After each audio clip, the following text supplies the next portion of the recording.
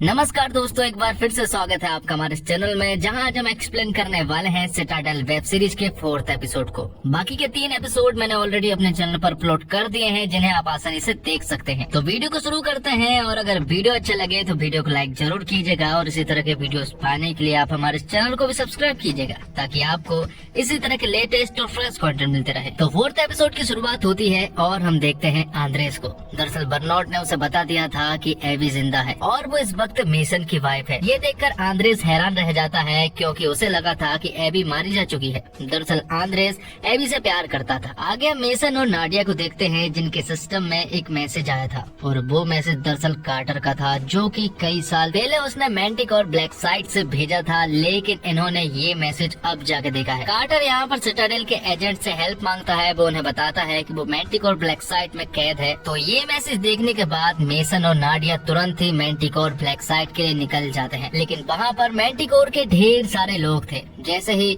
Mason और Nadia वहाँ पर पहुँचते हैं तो मैंटिक और ब्लैक साइट के लोग इनके ऊपर हमला कर देते हैं, लेकिन नाडिया यहाँ पर उनका डट के सामना करती है, और वो यहाँ पर मेसन की भी जान बचाकर उनको सभी को बेरहमी से मारकर कार्टर के केबिन की तरफ बढ़ते हैं। जैसे ही वो कार्टर के पास पहुँचते हैं तो कार्टर यहाँ पर मेसन को देखकर कहता है कि वो उससे दूर रहे, और साथ ही वो उससे ये भी कहता है कि तुम्हें ऐसा नहीं करना चाहिए था। आखिर मेसन ने ऐसा क्या किया है, ये तो हमें थोड़ी देर के बाद पता चल ही जाएगा। जिसके बाद कहानी एक फ्लैशबैक में पहुंचती है, जहां पर कि हम मेसन और नाडिया को एक होटल में देख पाते हैं।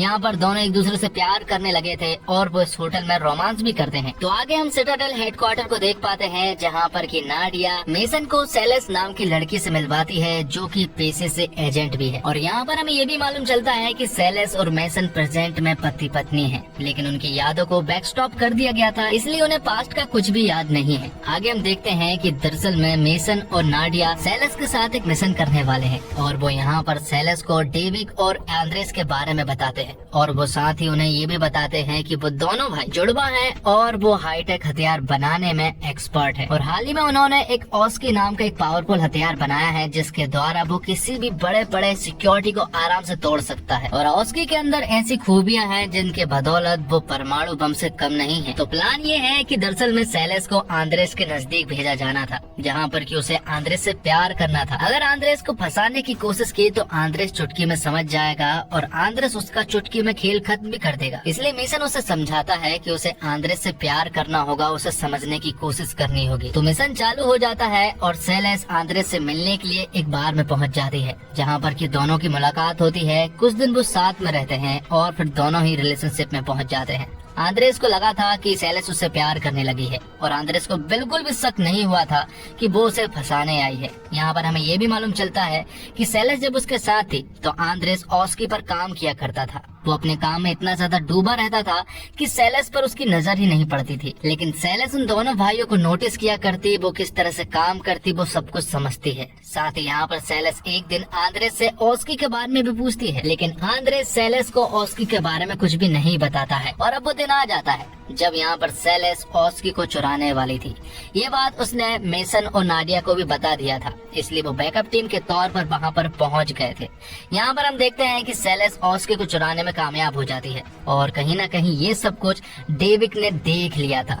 और जैसे ही सेलेस ने ऑस्की को खिड़की से बाहर फेंका तो वहाँ पर तुरंत ही डेविक ने सेलेस को पकड़ लिया था। वो यहाँ पर उसे मारने लगता है, और इससे पहले कि वो उसे मार पाता, सेलेस यहाँ पर डेविक के ऊपर पलटवार कर देती है और उसे मारकर बेहोश कर देती है। जिसके बाद सीन सिटाडेल हेडक्वार्टर में शिफ्ट होता है, जहाँ पर कि हमें मालूम चलता है कि ये चोरी कामयाब रही और उन्होंने आंद्रेस को भी पकड़ लिया है। लेकिन उन्हें मालूम चलता है कि सेलेस ने उनके साथ गद्दारी की है, इसलिए तुरंत ही सेलेस से पूछताछ की जाती है। मेसन सेलेस को बताता है कि ऑस्की उनके पास नहीं है, और उसने ऑस्की किसे बेचा, जिस पर सेलेस उनसे कहती है कि उसने अपना काम परफेक्ट तरीके से किया है। उसने ऑस्की को बैग में भरकर खिड़की से नीचे फेंक दिया था, लेकिन ऑस्की यहाँ पर सिटाडेल हेडक्वार्टर में नहीं पहुँचा। यहाँ पर मेसन उसे बताता है कि तुम्हारे बैग में नकली ऑस्की था। ये सब सुनने के बाद सेलेस जो है वो नाडिया को चिल्लाने लगती है। वो उससे कहती है कि मैं तुम्हें 5 साल से जानती हूँ, और तुम भी मुझे 5 साल से जानती हो। तुम जानती हो कि मैं ये सब नहीं कर सकती। लेकिन यहाँ पर मेसन उससे कहता है कि उसे पूरा यकीन है कि तुमने गद्दारी की है। क्योंकि 3 महीने से तुम आंद्रेस के साथ थी और 3 महीने से तुमने अपनी कोई भी खबर नहीं दी थी, इसलिए एजेंसी वालों को यही लगा कि तुमने हमारे साथ गद्दारी की है और जो कि तुमने की भी है क्योंकि ऑस्की नकली है। तो अब क्योंकि सेलेस ऑस्की के बारे में कुछ भी नहीं बता रही थी तो मेसन यहाँ पर सेलेस से डेविड के बारे में कहता है। दरअसल डेविड सेलेस का भाई होता है और वो कहाँ पर है मेसन को बहुत ही अच्छे से मालूम है। यहाँ पर वो उसे ब्लैकमेल करते हुए पूछता है कि अगर तुम ऑस्की के बारे में हमें नहीं बताओगी तो हम डेविड को मार देंगे।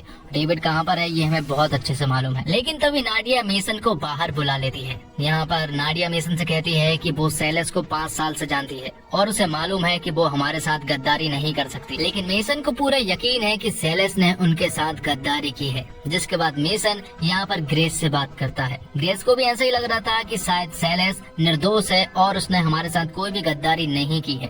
लेकिन यहाँ पर मेसन उससे कहता है कि अगर सेलेस हमारी एजेंसी में रही और उसने ये सारी बातें बाहर लीक कर दी तो वो सिटाडेल के लिए एक बहुत बड़ा खतरा बन सकती है। इसलिए मेसन ग्रेस को सुझाव देता है कि हमें सेलेस की यादों को बैकस्टॉप कर देनी चाहिए, मतलब कि उसकी यादों को खत्म कर देनी चाहिए। लेकिन बैकस्टॉप पर अभी काम चल रहा था, वो पूरी तरह से कंप्लीट नहीं हुआ था। लेकिन यहाँ पर मेसन जोर डालता है और उससे कहता है कि हमें ये करना ही होगा। तब ग्रेस भी उसकी बात से एग्री करती है और वो तुरंत ही सेलेस के पास जाते हैं। वो उससे कहते हैं कि हम तुम्हें एक सेफ हाउस में बैकस्टॉप करके शिफ्ट करने वाले हैं क्योंकि डेविड ने तुम्हें पहचान लिया है। उसे मालूम चल गया है कि तुम आंद्रेस से प्यार करने का नाटक करने के लिए ऑस्की चुराने के लिए यहाँ पर आई थी। इसलिए हम तुम्हारी यादों को बैकस्टॉप करके तुम्हारी पहचान बदल के तुम्हें एक सेफ जगह पर पहुँचा देंगे, जिसके बाद डेविड तुम्हें कभी भी नहीं ढूंढ पाएगा। और इस बात से सेलेस भी एग्री करती है। मेसन ये सारी बातें बर्नआउट को बताता है। वो उससे कहता है कि हम लोग सेलेस की यादों को बैकस्टॉप करने वाले हैं, जिस पर कि बर्नआउट उससे कहता है कि तुम्हें इस बारे में एक बार और सोच लेना चाहिए क्योंकि अगर ये कर दिया जाए तो उसके बाद किसी भी इंसान की जिंदगी आराम से खत्म हो सकती है, क्योंकि उसने पहले भी किसी इंसान के साथ ऐसा कर चुका है जिसकी जिंदगी खराब हो गई थी।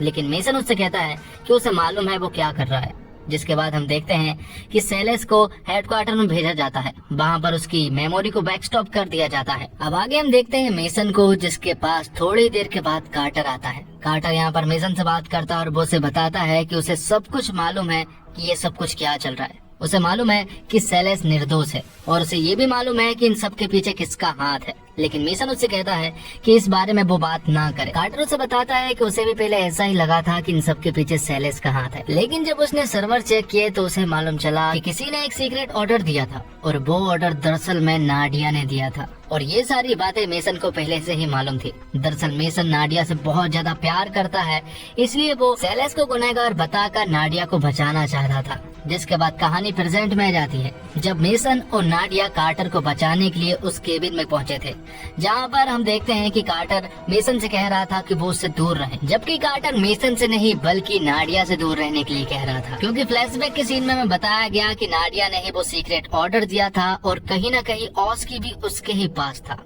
और इसी के साथ एपिसोड 4 यहीं पर खत्म होता है। तो दोस्तों उम्मीद करता हूँ आपको वीडियो पसंद आई होगी। वीडियो पसंद आई हो तो वीडियो को लाइक जरूर कीजिएगा और इसी तरह के वीडियोस पाने के लिए आप हमारे चैनल को सब्सक्राइब कीजिएगा ताकि आपको इसी तरह के लेटेस्ट और फ्रेश कंटेंट मिलते रहे। जल्द मिलते हैं एक और एपिसोड के साथ, तब तक के लिए आप हमारे चैनल के साथ बने रहिए। धन्यवाद। जय हिंद, जय भारत।